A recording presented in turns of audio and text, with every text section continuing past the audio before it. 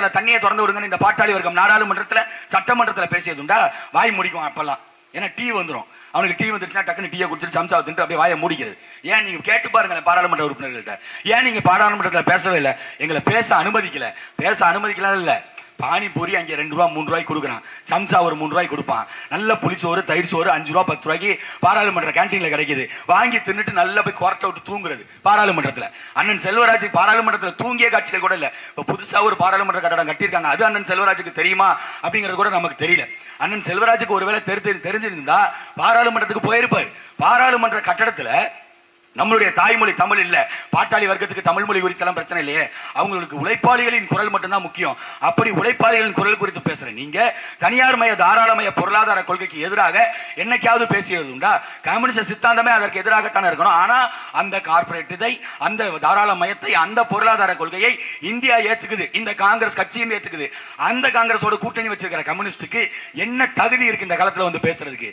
எந்த அருகதையுமே அற்றவர்கள் தான் இந்த கம்யூனிஸ்ட். இவர்கள் காட்டுறாங்க மோடியை எல்லாத்தையும் தனியாருக்கு கொடுக்கிறாருங்க. சாலையை தனியாருக்கு கொடுக்கிறாரு, குடிநீரை தனியாருக்கு கொடுக்கிறாரு, ஏர்போர்ட்டை தனியாருக்கு கொடுக்கிறாரு, பொதுத்துறை நிறுவனங்களை தனியாருக்கு கொடுக்கிறாரு, விமான போக்குவரத்துல இருந்து கப்பல் போக்குவரத்துல இருந்து ரயில் போக்குவரத்துல இருந்து எல்லாத்தையும் தனியாருக்கு கொடுக்குறாங்க. சரி, இந்த நாட்டில் என்ன நடக்குது? நீங்கள் கூட்டணி வச்சிருக்கிற திமுக என்ன செய்யுது? சாலை போடுவதை தனியாருக்கு கொடுக்குது. நீங்க இங்க மருத்துவத்தை தனியாருக்கு கொடுத்துட்டீங்க, கல்வியை தனியாருக்கு கொடுத்துட்டீங்க, குடிநீர் விநியோகத்தை இப்ப தனியாருக்கு கொடுத்துக்கிட்டு இருக்கீங்க. இங்கு சாலை போடுறதுல இருந்து சாக்கடை போடுறதுல இருந்து எல்லாத்தையும் தனியார் தான் பண்றான். பஸ் ஸ்டாண்டு கான்ட்ராக்ட் கொடுக்கறதே தனியாருக்கு தானே கொடுக்குற. ஏன் அரசு ஒரு கட்டடத்தை ஒழுங்கா கட்ட முடியல? அரசுல லஞ்சம் ஊழல். அப்படி லஞ்சம் ஊழல் செய்கின்ற இந்த திமுக கூட்டணியில கம்யூனிஸ்டுகள் இருந்துகிட்டு என்ன மாற்றத்தை இந்த மண்ணுக்கு கொண்டு வருவீங்க? அவங்களுக்கு இந்த தேர்தலில் நிக்கிறது இந்த மண்ணை மீட்கிறதுக்கு, மக்களை மீட்கிறதுக்கு இல்ல. கம்யூனிஸ்ட்னு ஒருத்தன் உயிரோட இருக்கிறான் அப்படிங்கறத காட்டுறதுக்காக தான் இந்த தேர்தலில் அவங்க நிக்கிறாங்களே தவிர, இந்த தேர்தலில் கம்யூனிஸ்ட் கட்சி தோல்வி அடைந்தால் தமிழ்நாட்டில் கம்யூனிஸ்ட்ங்கிற இயக்கங்கள் இல்லாம போயிடும். அதுக்காகத்தான் இப்படி எல்லா துறையிலையும் ஊழல் நடக்குதுங்க. கம்யூனிஸ்டுகள் அதிகமாக அரசு துறை நிறுவனங்கள்ல அவங்க பெரிய இது வச்சிருப்பாங்க, பேரவை அமைப்புகள் அப்படி வச்சிருக்காங்கல்ல, அது இந்த CITU அமைப்புகள், இதெல்லாம் இப்படி எல்லா அமைப்புகளும் இந்த அரசாங்கத்துக்கு முட்டு கொடுக்கிற வேலையை தான் பாக்குறாங்களே தவிர, இங்கு நடக்கின்ற அந்த சுரண்டலுக்கு, ஊழலுக்கு, லஞ்சத்துக்கு எதிராக இந்த இயக்கங்கள் பேசியதுண்டா? யாரும் பேச மாட்டான். அவனுக்கு தேவை கூட்டணிக்கு சீட்டு, நோட்டு, அவ்வளவுதான். அதை தாண்டி இந்த இந்திய ஒன்றியத்துல இவ்வளவு பெரிய நிலப்பரப்பு பாஜகவை ஒழிக்க போற கம்யூனிஸ்ட், பாஜகவை ஒழிக்க போற திமுக, பாஜகவை ஒழிக்க போற இந்த காங்கிரஸ் கட்சிகள் பாஜக கொண்டு வந்த திட்டங்கள்ல எதுல இருந்து மாற்று? நீட்டு கொண்டு வந்தது காங்கிரஸ், வரைவு போட்டது காங்கிரஸ், செயல்படுத்தியது பாரதிய ஜனதா. இன்னைக்கும் நீட்டு பரீட்சையிலே, நீட்டு சிக்கலுக்கு காங்கிரசும் திமுகவும் என்ன நிலைப்பாட்டில் இருக்கு? ஐயா ஸ்டாலின் பேசுறாரு ஊரா போய், ஆகாத வகையில இந்தியா கூட்டணியை வெல்ல வைக்க, நீட்டு தேர்வுல இருந்து விடைவு பெற நீங்கள் இந்தியா கூட்டணிக்கு வாக்களிக்கணும். ஐயா இந்தியாவை மீட்க போறேன்னு பேசுறீங்கல்ல ஐயா, நீட்டு பரீட்சை இந்தியா முழுக்க இருக்கு. அப்ப நீங்க என்ன சொல்லணும்? இந்தியாவை மீட்க போற ஸ்டாலின், இந்தியாவை மீட்க போற ராகுல் காந்தி, இந்தியாவில் எந்த மாநிலத்திலும் நீட் இருக்கக்கூடாது, எல்லார் மருத்துவ கல்லூரி மாணவர்களுடைய வாழ்க்கை இது கேள்விக்குறியாக்குது, அப்படித்தானே பேசணும். அது என்ன தமிழ்நாட்டுக்கு மட்டும் விலக்கு? அப்ப மற்ற மாநிலத்தில் இருக்கிறவங்க எல்லாம் என்ன பண்ணுவான்? மற்ற மாநிலத்தில் இருக்கிறவனை பத்தி எனக்கு கவலை இல்லைன்னா, தமிழ்நாட்டை ஆளக்கூடிய மாநிலத்தின் முதலமைச்சர் ஐயா முட்டாள்ச்சி முத்துவேல் கருணாநிதி ஸ்டாலின், அவர் இந்த நிலத்துக்காக தானே பேசணும்.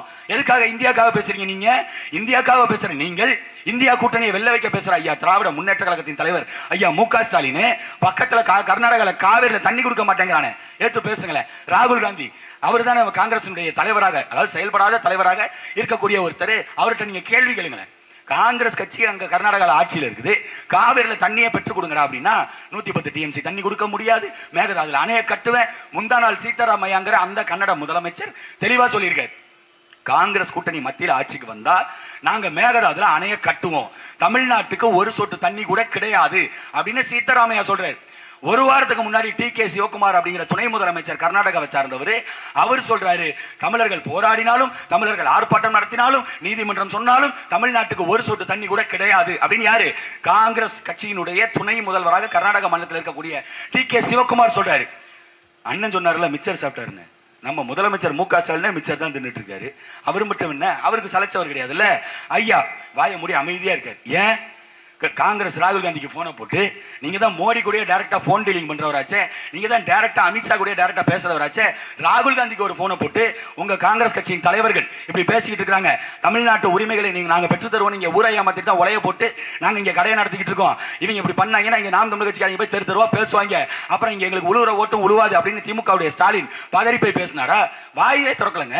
உதயநிதி ஸ்டாலின் இந்தியா கூட்டணியை வெல்ல வைங்க, நான் ஒவ்வொரு தொகுதியிலும் போய் 2 நாள் வேலை பார்ப்பேன்னு சொல்றாருல, நீ வேலை பார்க்கறது இருக்கட்டும், முதல்ல எங்களுக்கான தண்ணியை பெற்றுக் கொடுக்க முடியுமா?